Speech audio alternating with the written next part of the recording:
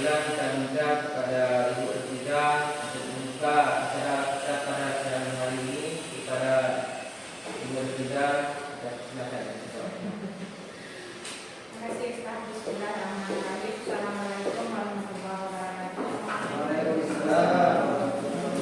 Alhamdulillah lagi assalamualaikum warahmatullahi wabarakatuh. Asyhadu an la ilaha illallah wa asyhadu anna Muhammadan abduhu wa rasuluh.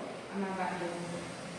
Pertama sekali puji dan syukur kita panjatkan kepada Allah Subhanahu wa taala berkat rahmat dan karunia-Nya sampai saat ini kita masih diberi berbagai macam nikmat, terutama nikmat iman untuk dapat melaksanakan tugas kita selaku hamba Allah di muka bumi ini. Salawat dan salam kita sampaikan kepada junjungan kita Nabi besar Muhammad Sallallahu Alaihi Wasallam yang telah menjadi contoh bagi kita dalam bersikap dan berperilaku di muka bumi ini.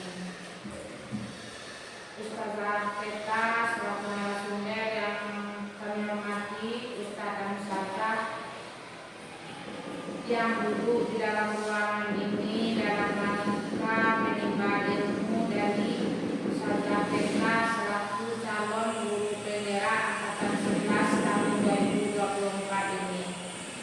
Ustaz dan Ustazah kita hadir di dalam ruangan ini dalam rangka penimbasan ilmu yang dipelajari oleh guru bendera dan menimbasannya kepada guru yang ada di sekolah. Untuk itu kegiatan penimbasan ini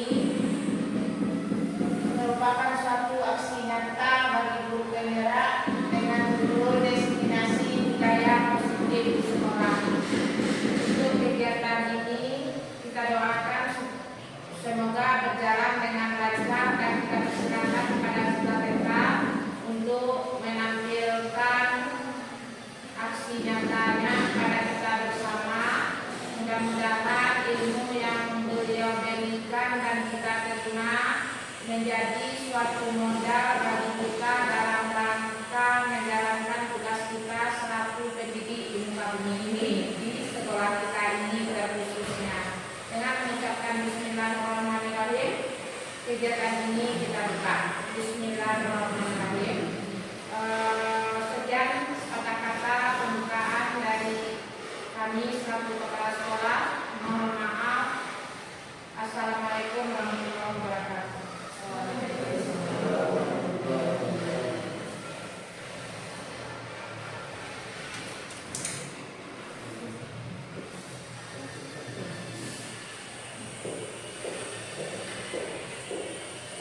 Terima kasih. Selanjutnya masuk ke kegiatan kita, yaitu pembukaan materi yang akan disampaikan oleh saudara kita SPDGR pada saudara pelajaran. Terima kasih Ustaz. Baiklah Ustazah, Bismillahirrahmanirrahim. Assalamualaikum warahmatullahi wabarakatuh. Untuk mukadimah kita tumpahkan kepada pembicara terdahulu yang terhormat Ustazah selaku kepala sekolah, serta yang terhormat dan yang saya banggakan tentunya yaitu Ustazah, majelis guru serta tenaga pendidikan yang hadir pada sore hari ini. Baiklah Ustazah, ucapan terima kasih pertama kali yang ingin saya sampaikan karena dari diri saya pada sekolah yang telah memfasilitasi kegiatan ini dan Ustazah yang telah meluangkan waktunya dan mendukung kegiatan ini saya dalam rangka mendisiplinasikan materi yang telah saya pelajari di program guru penggerak, yaitu terkait budaya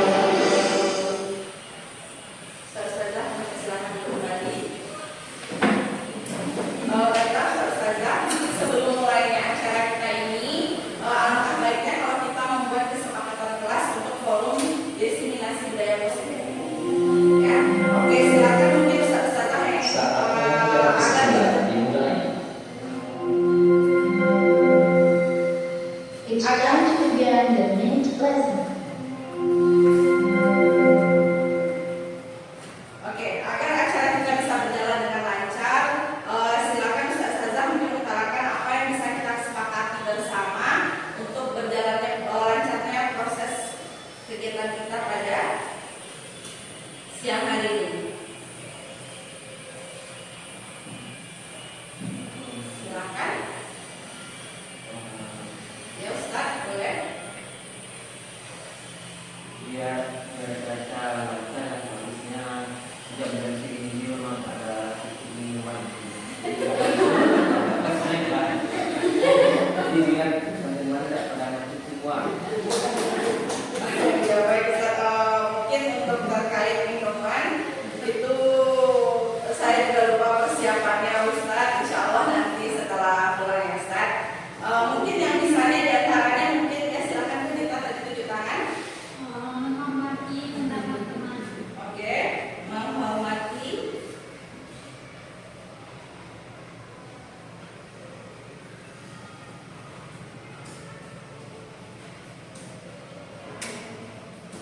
Orang lain, oke, ada yang lain? Tambahannya mungkin Semangat. semangat. Semangat. Ada lagi? Karena jamnya rawan ya setelah, jadi harus semangat. Ada istiqomah. Oh, SPT insya Allah nanti ada, ya. Oh, berarti ada lagi Ustazah. Kalau tidak ada, berarti kita sepakati saja bahwa kita saling menghormati pendapat orang lain, kemudian semangat serta aktif dalam mengikuti kegiatan diseminasi ini. Semangat, sepakat Ustazah?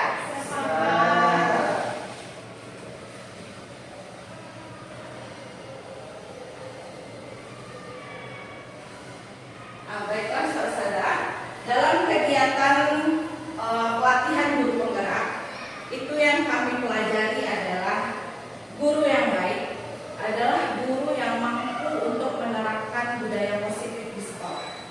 Budaya positif itu bisa kita lakukan dengan menerapkan konsep-konsep inti sebagai berikut. Yang pertama disiplin positif, yang kedua motivasi perilaku manusia, yang ketiga keyakinan kelas, yang keempat memahami kebutuhan dasar manusia, yang kelima memahami posisi kontrol restitusi serta segitiga restitusi.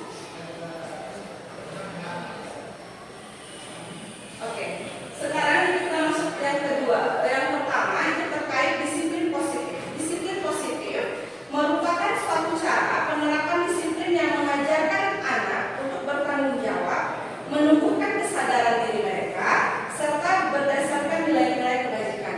Nilai kebajikan di sini adalah Ustazah nilai-nilai yang positif yang ada pada diri manusia untuk tujuan mulia. Kemudian kalau ragam nilai untuk nilai kebajikan ini Ustazah, ragamnya banyak sekali.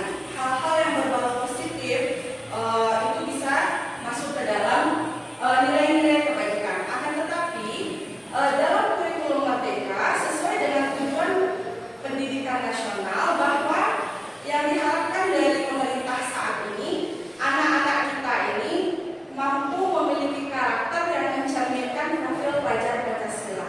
Jadi kenapa difokuskan di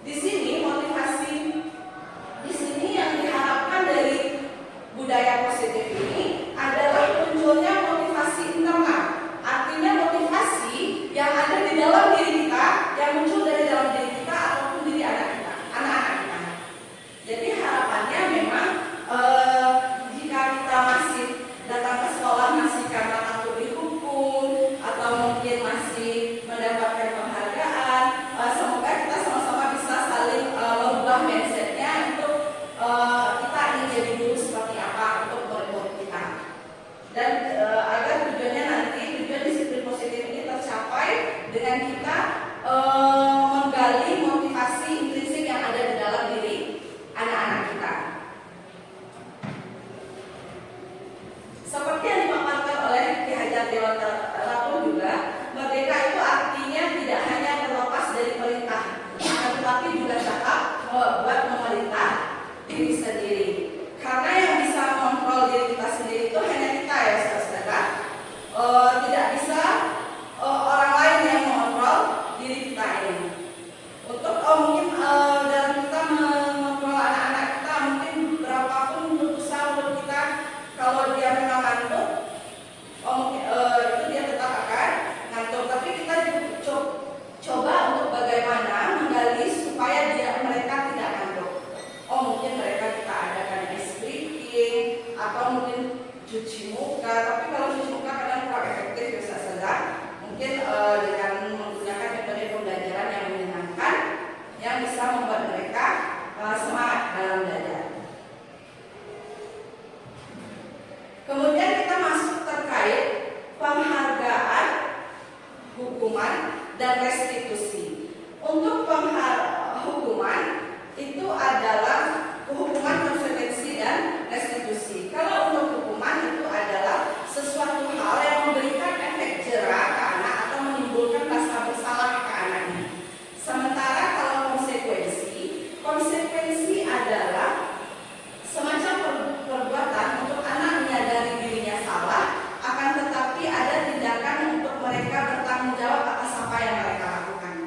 Sementara kalau restitusi merupakan pilihan, merupakan proses bagaimana mereka memahami mereka ingin menjadi seperti apa dan bisa menemukan solusi dari permasalahan mereka dan menyadarkan mereka sehingga mereka bisa kembali ke kelompoknya dengan keadaan yang lebih kuat, atau mungkin mereka bisa memiliki pribadi yang lebih kuat. Kemudian di sini Ustaz itu ada terkait penghargaan yang saya pelajari di guru penggerak ini yang cukup membuat saya tertarik di antaranya, yaitu bahwa di penghargaan itu disamakan dengan hukuman. Kenapa? Karena motivasinya adalah motivasi eksternal. Artinya kita menyuruh orang lain untuk melakukan sesuatu di luar kehendaknya. Artinya memaksakan sesuatu di luar kehendaknya. Seperti yang dapat di sini dilihat, yaitu dihukum oleh penghargaan. Penghargaan itu bisa menjadi pengaruh jangka panjang, jangka pendek atau jangka panjangnya. Artinya bisa, kalau motivasi eksternal itu memunculkan ketergantungan dari si anak atau si penerima. Kemudian penghargaan ini bisa merusak hubungan atau bisa juga menimbulkan kecemasan. Misalnya menimbulkan kecemasan bagaimana Ustazah? Biasanya yang juara satu itu yang, atau biasanya yang rajin puasa Senin Kamis itu kita beri reward, atau dia yang juara kita beri dia reward. Reward ini Ustazah bisa menimbulkan kecemasan di dalam diri anak-anak. Misal jika terlalu sering diberikan, jadi ada kecemasan seandainya dia tidak dapat. Itu seandainya dia tidak bisa mendapat apa yang akan terjadi, atau mungkin dalam pemberian, misal dalam situasi pemberian nilai UH yang tertinggi dapat reward, pemberian UH tertinggi dapat reward, sementara proses jalan UH kita misalnya tidak terlalu memperhatikan. Bisa jadi yang nilainya tinggi itu karena mencontek, sementara yang nilainya standar itu karena mungkin memang padahal dia betul-betul belajar. Di situ akan menimbulkan merusak hubungan. Kemudian penghargaan juga bisa menurunkan kualitas. Maksudnya kualitas di sini, jadi anak-anak ini misalnya kita turun pemberian rewardnya terlalu sering. Jika terlalu sering itu mungkin sehingga saya pernah mengerjakan itu misalnya terkait kuis ini mereka dapat poin tambahan. Jadi karena sering saya melakukan kuis untuk poin tambahan, sehingga saat mereka mengajak kuis, hal yang pertama mereka tanyakan, dapat poin kan?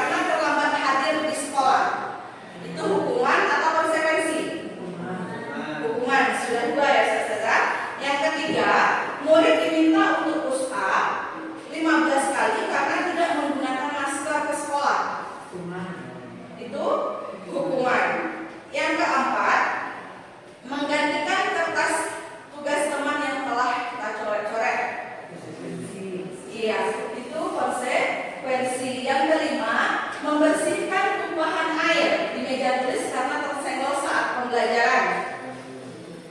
Konsekuensi atau hukuman? Konsekuensi. Yang keenam, meminta murid untuk tidak mengenakan sepatu seharian di sekolah karena tidak mengenakan sepatu hitam. Itu hukuman atau konsekuensi? Hukuman. Yang ketujuh, lari mengelilingi lapangan basket 2 kali karena terlambat 10 menit untuk pelajaran PJOK. Konsekuensi. Kita lihat ya, saudara, untuk jawabannya. Di sini ada yang salah jawabannya, saudara? Tidak.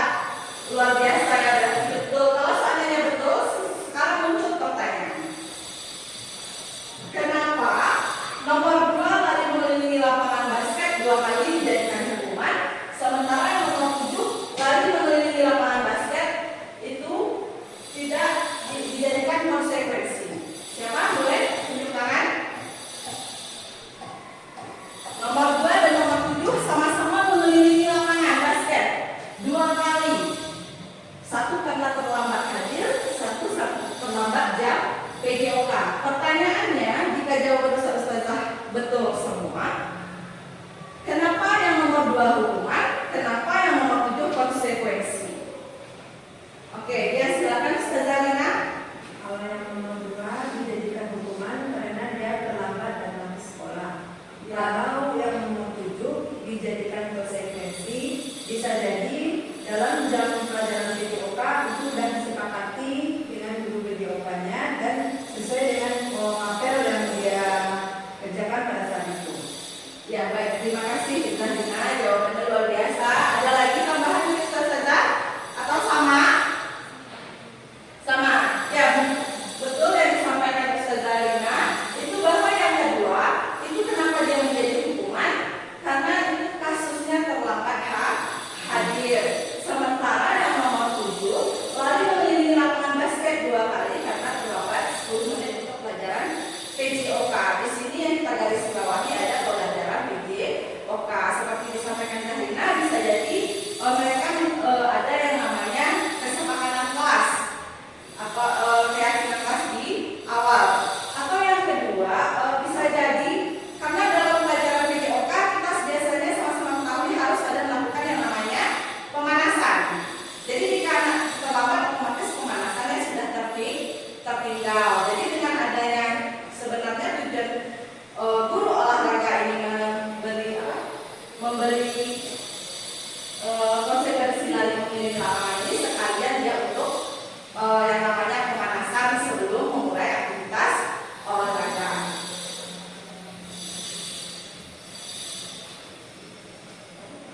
Kemudian yang ketiga itu terkait tentang keyakinan kelas atau keyakinan sekolah. Keyakinan sekolah atau keyakinan kelas, guru berperan dalam mewujudkan terbentuknya keyakinan kelas dengan adanya kesepakatan di antara guru dan murid yang berupa pernyataan-pernyataan universal yang mudah diingat dan dipahami berlandaskan nilai-nilai kebajikan. Jadi Ustazah, kenapa keyakinan kelas dan bukan peraturan kelas? Karena kalau peraturan kelas itu dibentuk atau peraturan sekolah itu biasanya dibentuk dari pihak eksternal tanpa melibatkan murid. Sementara kalau keyakinan kelas kita melibatkan muridnya. Muridnya kita libatkan. Kemudian di sini kita juga memikirkan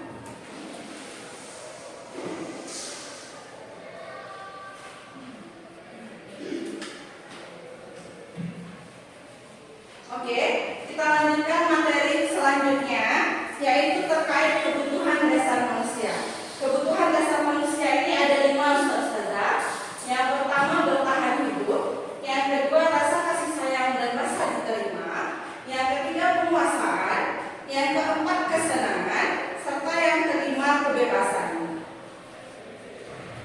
Untuk kebutuhan kesenangan, yaitu adalah kebutuhan untuk merasa senang seperti bermain, seperti tertawa. Jadi hal-hal tersebut bisa dipenuhi mungkin dengan aktivitas bermain atau aktivitas bersenda gurau atau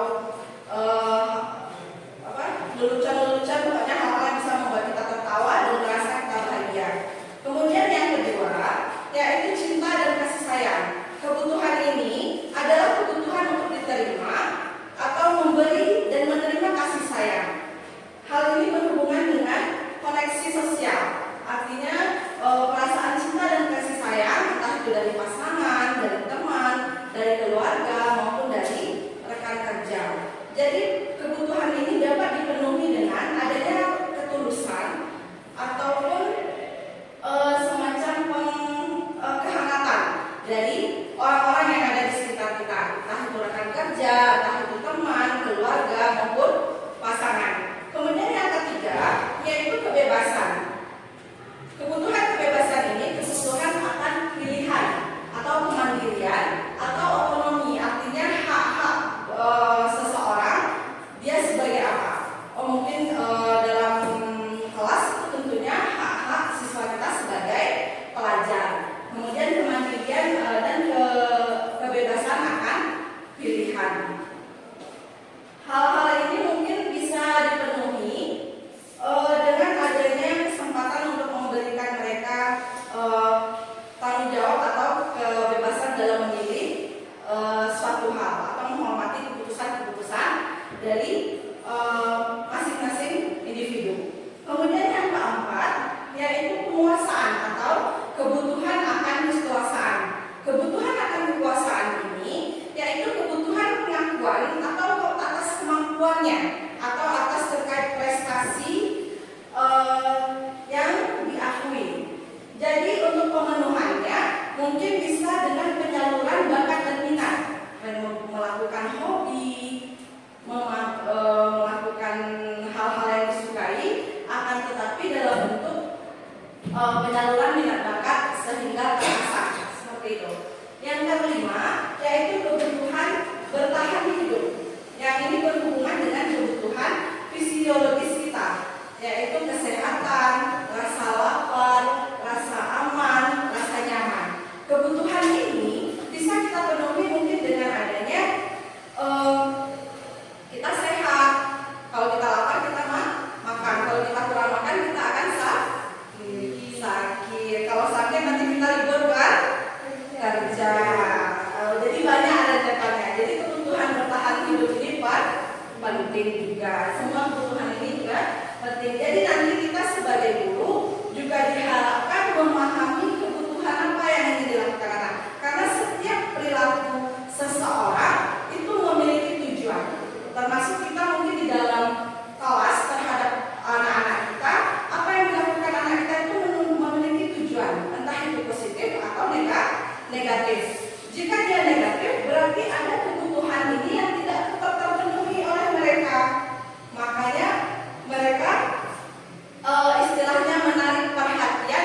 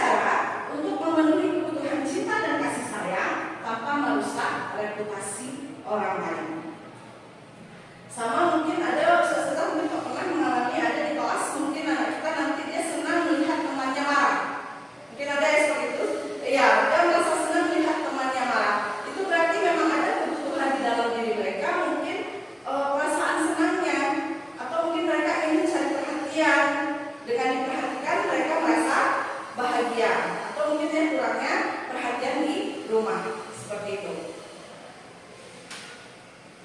Baiklah saudara, sekarang mari kita saksikan itu ada video terkait 5 posisi kontrol dalam penyelesaian masalah siswa.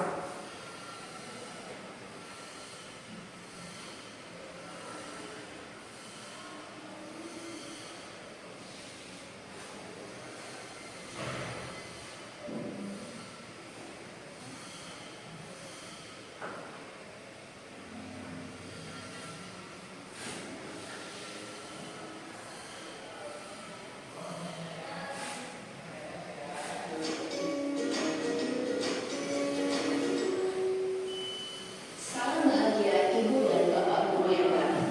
Dalam menegakkan disiplin positif restitusi, salah satu program yang digunakan adalah 5 posisi kontrol. 5 posisi kontrol dalam restitusi adalah proses perjalanan seorang pendidik agar dapat mengenali dirinya. Pada video kali ini, kita akan membahas tentang 5 posisi kontrol yang digunakan oleh gaya dosen dan contoh penerapannya.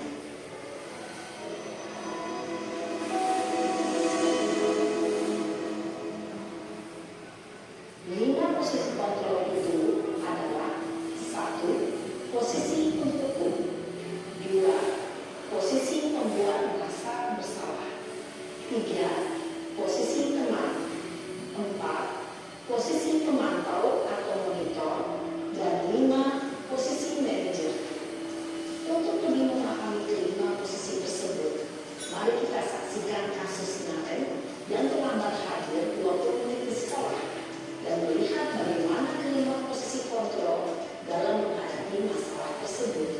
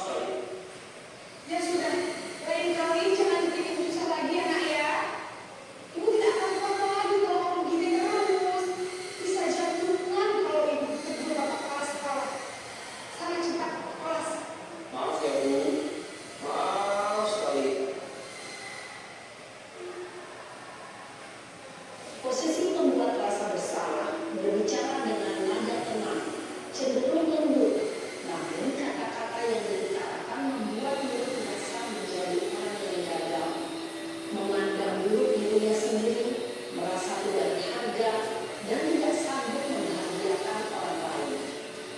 Ketika guru mengambil posisi pembuat rasa bersalah, murid akan menganggap dirinya yang bersalah dan ia akan menyimpan emosi negatif tersebut di dalam dirinya.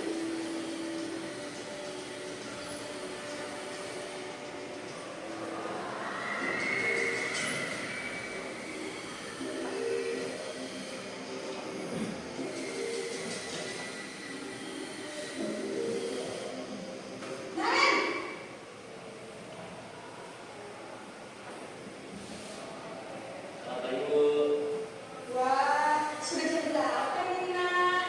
Pulang lagi ya, sayang? Iya Bu, habis ibu saya udah bangunkan saya Bu. Kamu mau menyalahkan ibu kamu. Kamu bukannya akan orang yang paling kencang. Kok terlambat sih? Iya Bu, saya memang bangun tadi. Jadi biarpun saya lari kencang, tetap gak kesenjang Bu. Ya sudah sana. Nanti lain kali larinya lebih kencang lagi ya. Biar gak terlambat lagi. Bikin seneng ibu. Demi ibu. Bisa kan? Bisa lah Bu. Ya sudah sana masuk kelas. Ibu beresin urusan absen kamu. Kamu ini ada-ada saja. Dalam posisi teman, guru berbicara dengan nada suara lama, akrab, cenderung bersenda gurau untuk menjaga suasana tetap santai. Murid akan merasa senang, aman, dan akrab dengan guru. Identitas yang tercipta adalah identitas sukses atau berhasil. Namun, perlu diingat, karena ini masih dorongan eksternal, maka ada faktor ketergantungan dari murid kepada orang tertentu. Di sini guru absennya, sehingga di lain waktu murid bisa berperilaku baik, namun hanya kepada orang-orang tertentu saja.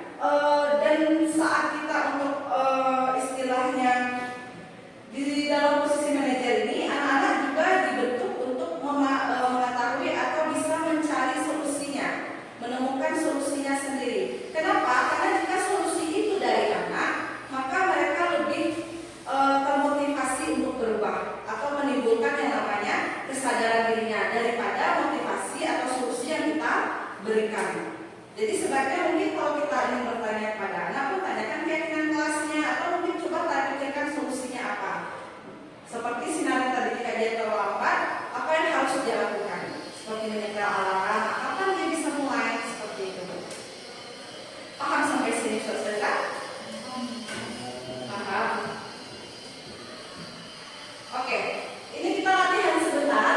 Yang pertama, coba ada pernyataan-pernyataan di sini. Sekarang coba dipahami siapa kira-kira yang mengatakan. Jika saya kecewa sekali dengan kamu, itu siapa yang mengatakan? Hukum. Yang kedua, kamu tidak pernah benar melakukannya. Rasa bersalah. Pembuat rasa bersalah. Oke, yang ketiga, ayolah lakukan demi ibu atau bapak. Ya, itu jelas untuk teman ya. Yang keempat, apakah kamu mau mendapatkan stiker bintang hari ini? Pemantau, ya. Yang kelima, bagaimana kamu bisa menyelesaikan masalah ini? Iya, itu sebagai dalam bentuk manajer. Kamu selalu yang paling terakhir, itu penghukum. Oke, tepuk tangan mungkin setelah jawabannya semua ya. Alhamdulillah paham. Oke, kita lanjut ke materi terakhir, yaitu terkait dengan segitiga restitusi. Segitiga restitusi adalah proses menciptakan kondisi bagi peserta didik untuk memperbaiki kesalahan mereka, sehingga mereka bisa kembali ke dalam kelompok mereka dengan karakter yang lebih kuat. Dalam segitiga restitusi ini, proses kolaboratif untuk mengajarkan murid untuk mencari solusi atas kesalahan yang mereka lakukan dengan menanyakan nilai apa yang mereka percaya. Jadi di dalam kegiatan restitusi ini mungkin lebih ke dalam posisi kita sebagai manajer. Kita harus menanyakan nilai apa yang mereka pahami atau mereka ingin menjadi orang yang seperti apa. Seperti itu. Kemudian kalau memang lebih baiknya itu kalau muridnya mencari solusinya. Ini bentuk segitiga restitusinya. Oke, dalam segitiga restitusi itu ada 3 langkah. Yang pertama yaitu menstabilkan identitas. Menstabilkan identitas ini dengan membuat anak yang merasa gagal karena berbuat salah menjadi positif terhadap dirinya. Maksudnya positif artinya kita bisa mengatakan, oh semua orang pernah terlambat atau semua orang pernah lupa. Ustazah itu pernah lupa, seperti itu. Istilahnya kita menstabilkan identitasnya dulu, bahwa kita berpikiran positif kepada mereka. Kenapa? Karena jika kita langsung dalam posisi penghukuman tanpa yang langsung memarahi dengan nada tinggi, itu mereka akan posisinya itu mereka akan dalam keadaan perasaan negatif, bukan dalam perasaan positif. Sementara menstabilkan identitas tujuannya agar mereka merasa positif dulu. Maksudnya istilahnya positif terhadap tindakan gurunya minimal, ya. Kemudian yang kedua yaitu memvalidasi kebutuhan serta memvalidasi tindakan yang salah. Di sini memvalidasi kebutuhan yaitu kita mencoba mengenali kebutuhan apa yang dibutuhkan oleh anak kita, sambil kita bisa mengkoreksi atau tindakan mana yang salah. Di sini bisa contohnya kamu bisa saja melakukan hal yang lebih buruk, tapi kamu tidak melakukannya, kan? Dengan pernyataan berarti kita memvalidasi bahwa tindakan mereka itu salah. Seperti kamu pasti punya alasan mengapa melakukannya, apa yang penting bagi kamu. Jadi kamu boleh tetap berusaha menjaga sikap, tapi tambahkan sikap lain yang baru. Itu atau bagaimanakah kamu belajar cara lain untuk mendapat yang kamu butuhkan tanpa kamu harus memukul. Itu untuk memvalidasi kebutuhan atau memvalidasi tindakan anak kita yang salah. Seperti validasi bahwa dia terlambat, sebab dia terlambat, itu divalidasi alasan dia terlambat, itu divalidasi tindakan yang salah. Kemudian yang ketiga yaitu menanyakan keyakinan. Makanya pentingnya kita mungkin di dalam kelas kita atau di dalam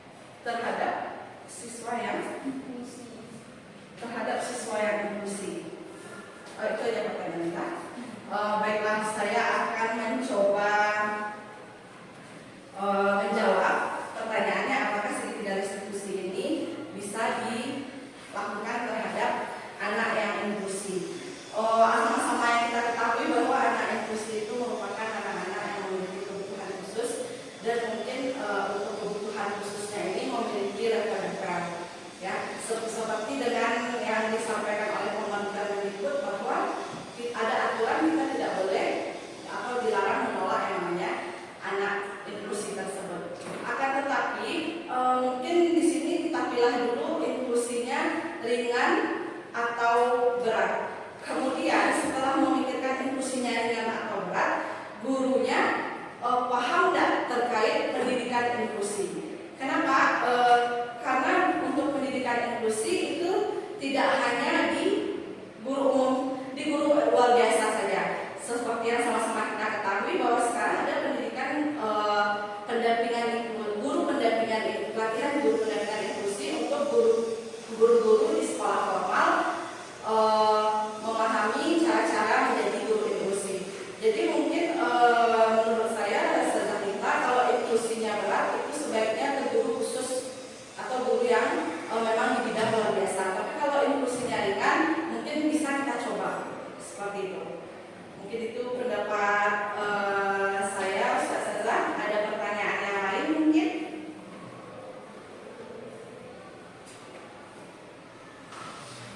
Ada? Tidak? Oke.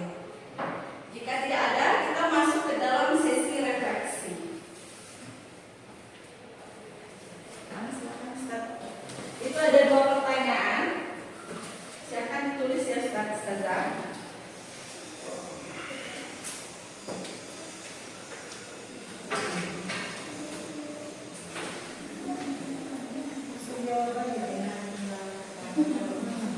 Langsung aja jawabannya. Yang pertama refleksinya, dari pemaparan materi di atas, materi apa yang paling menarik buat Anda? Kemudian setelah mendengarkan pemaparan materi tadi, tindakan mana yang ingin Anda coba lakukan atau perbaiki untuk mewujudkan budaya positif di sekolah?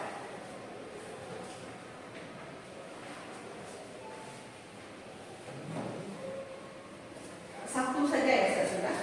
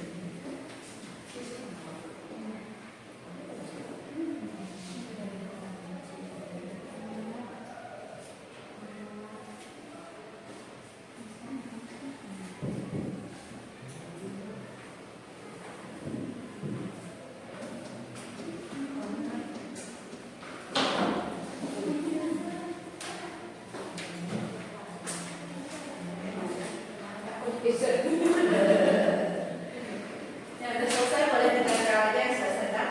Di nomor 1 dan nomor 2.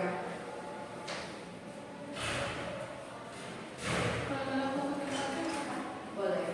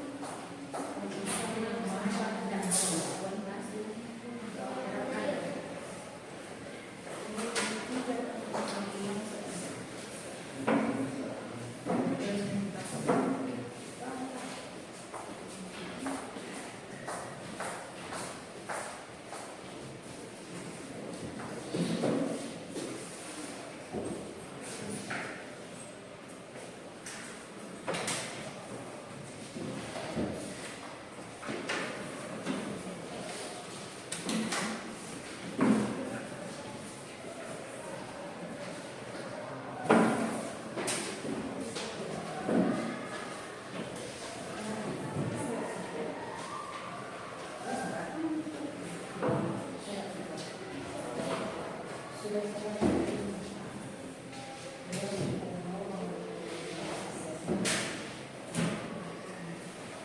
selesai semua saudara?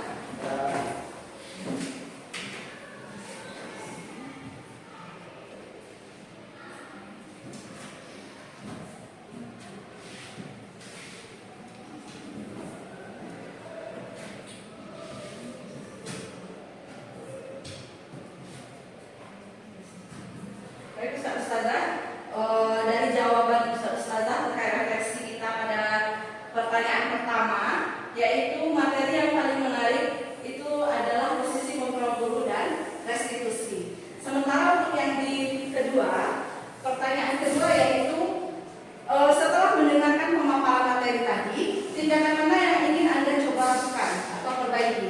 Di sini ada ingin mencoba melakukan segitiga restitusi dengan menstabilkan identitas, ya melakukan segitiga restitusi, kemudian melaksanakan kegiatan disiplin positif, serta mencoba kontrol diri sebagai manajer. Jadi mari kita sama-sama simpulkan Ustazah dari kegiatan refleksi tadi. Semoga materi yang disampaikan tadi bermanfaat. Kemudian kita semua di sini bersaling berkolaborasi untuk mewujudkan tercapainya disiplin positif di sekolah kita, mulai dari mungkin melakukan